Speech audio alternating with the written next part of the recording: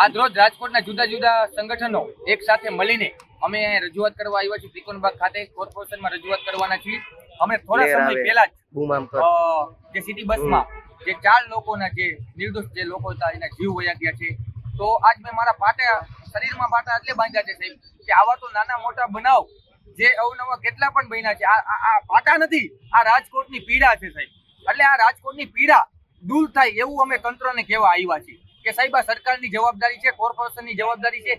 જે લોકો હોય, જે કોન્ટ્રાક્ટર હોય કે અથવા બીજા લોકો હોય, તો જે લોકો કાંઈ પણ એવું આપણે લાગે તો એની ઊંડી તપાસ કરવામાં આવે અને એની ઉપર કાયદેસર કડક પગલાં ભરવામાં આવે।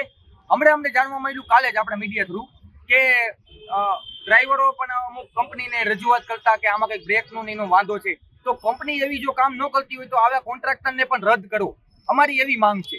પીડિત પરિવારના જે લોકો બન્યા છે તો એ લોકોને પણ સહાય મળે। અને બીજું સાહેબ કે જે લોકો જીવ ગયા છે સાચી તો એના પીડિત પરિવારોને એના પરિવારને ખબર હોય।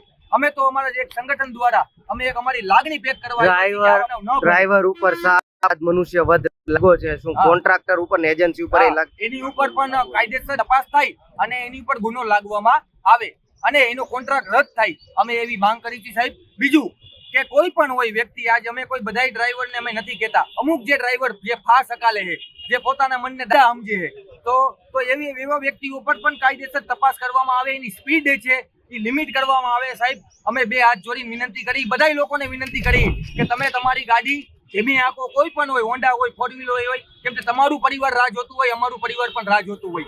આજે આપણે થોડુંક, આજ જો તમને બહુ ગાડી હકાલવાનો શોખ છે તો તમે સાયકલ લઈ લ્યો,